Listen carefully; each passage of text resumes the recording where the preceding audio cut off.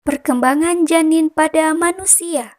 Pembuahan atau fertilisasi merupakan penyatuan sperma dengan oosit sekunder untuk membentuk zigot. Zigot merupakan sel diploid dengan kromosom yang berasal dari ayah dan ibu.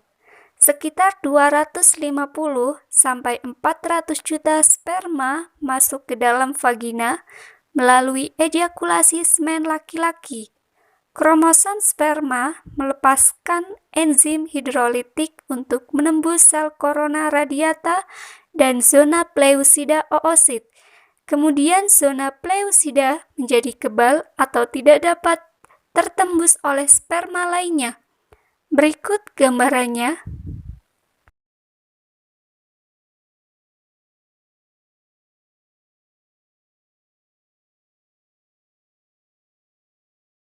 Selanjutnya, mari kita simak beberapa gambaran tahapan perkembangan embrio. Pada gambar pertama, ada fase morula. Fase ini di mana terjadinya suatu pembentukan sel yang hampir mirip bentuk bola yang merupakan hasil terjadinya pembelahan sel secara terus-menerus. Kedua, fase blastula. Fase blastula terjadinya pembentukan selanjutnya dari fase morula. Pada fase ini, sel akan terus menjalani pembelahan. Fase blastula mempunyai satu cairan sel yang disebut dengan blastosel. Ketiga, fase gastrula. Fase gastrula terjadinya proses pembentukan selanjutnya dari fase blastula. Pada fase ini, sudah mempunyai lapisan dinding pada tubuh embrio dan memiliki rongga tubuh, serta pelekukan tubuh embrio sudah terlihat. Selain itu, perkembangan embrio pada manusia juga memiliki 3 tahapan. Di antaranya yaitu tahapan preembrionik, tahapan embrionik, yang terakhir tahapan fetus. Tahapan preembrionik merupakan tahapan fase morula, proses terjadinya pembelahan sel di dalam rahim setelah terjadinya pembuahan pada sel ovum atau sel telur. Kedua, tahapan embrionik atau pada tahapan ini pembelahan sel akan terus mengalami perkembangan hingga sempurna. Ketiga, tahapan fetus. Pada tahapan ini, embrio sudah terlihat menyerupai bentuk manusia. Tahapan perkembangan ini akan terus berlangsung sampai terjadinya proses kelahiran. Kehamilan atau gestasi. 2 minggu pertama setelah fertilisasi, zigot membelah secara mitosis dengan cepat menjadi 2 sel, 4 sel, 8 sel, 16 sel, kemudian berjumlah 32 sel atau morula. Morula tumbuh menjadi blastosit atau sel bola berongga yang berisi cairan blastosel. Sel-sel blastosit bagian luar atau tropoblast membentuk tonjolan-tonjolan ke arah endometrium, menghasilkan enzim proteolitik yang mengikis sel-sel endometrium dan pembuluh darah, membantu implantasi, serta membentuk plasenta dan membran pembungkus embrio. Plasenta berfungsi sebagai sistem pencernaan, pernafasan, dan ekskresi bagi janin. Berikut gambarannya. Jutaan sel sperma berlomba-lomba menuju ke sel telur, tetapi hanya ada satu yang akan masuk ke dalam sel telur, yaitu sel sperma terkuat. Saat sel sperma memulai perjalanannya mencari sel telur, saat itu pula gen laki-laki dan gen perempuan menyatu.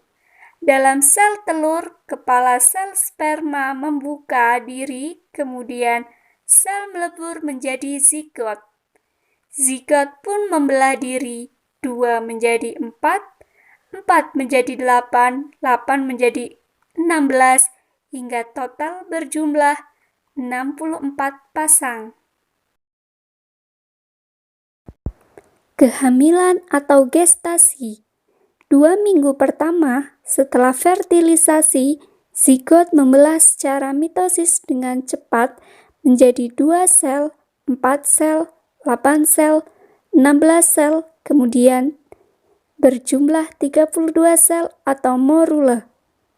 Morula tumbuh menjadi blastosit atau sel bola berongga yang berisi cairan blastosel. Sel-sel blastosit bagian luar atau tropoblast membentuk tonjolan-tonjolan ke arah endometrium, menghasilkan enzim proteolitik yang mengikis sel-sel endometrium dan pembuluh darah, membantu implantasi, serta membentuk plasenta dan membran pembungkus embrio.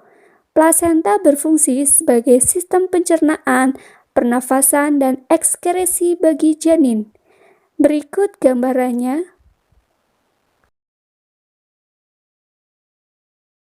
Di kehamilan minggu ketiga, sel telur yang telah dibuahi sperma akan berenang keluar dari tuba falopi ke rahim dan membentuk zigot.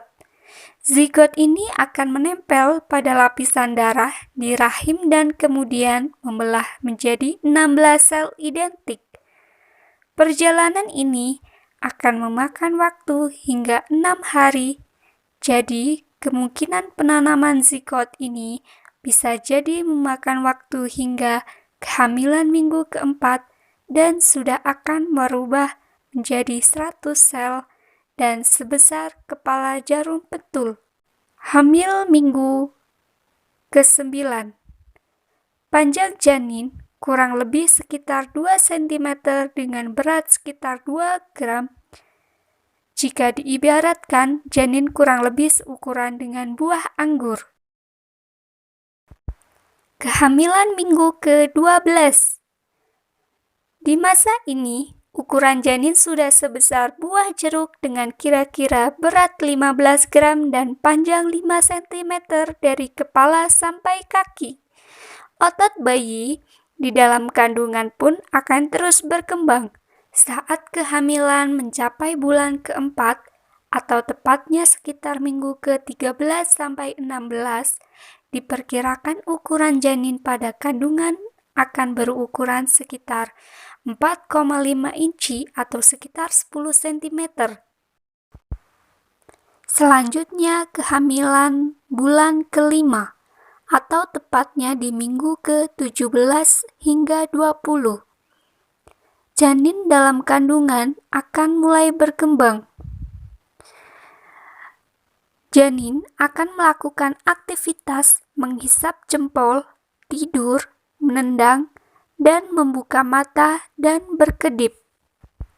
Di bulan ke-6 kehamilan atau tepatnya pada minggu ke-21 sampai 24, panjang janin dari kepala sampai tumit saat ini sekitar 28 cm sampai 33 cm. Berat badan sekitar 455 gram, hampir 1 kg. Panca indera semakin sempurna, janin dapat merasakan gerakan dan suara dari luar. Di usia 21 minggu, aliran darah di paru janin mulai berkembang untuk mempersiapkan fungsi pernafasan. Kemudian minggu ke-25 sampai 28 adalah tahap terakhir pada kehamilan trimester kedua. Pada tahap ini, diharapkan untuk ibu hamil sering-seringlah mengajak bicara atau bernyanyi karena bayi sudah bisa mengenali suara di sekitar lingkungan kita. Pada trimester terakhir, pada awal masa kehamilan 7 bulan ini, bayi akan berbobot lebih dari 1 kg dengan panjang sekitar 38,6 sampai 39 cm. Pada kehamilan 29 sampai 32 minggu tersebut, bayi akan menjadi sangat aktif.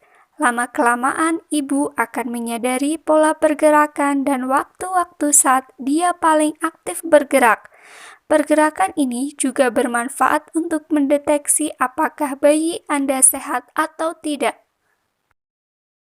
Pada kehamilan minggu ke-33 sampai 37, kepala bayi juga sudah menghadap ke bagian bawah Kemudian pada kehamilan ke-37, berat badan bayi menjadi sekitar 2,8 kg dengan panjang 48 cm. Persalinan pada masa hamil 9 bulan ini dianggap telah cukup karena perkembangan bayi telah sempurna.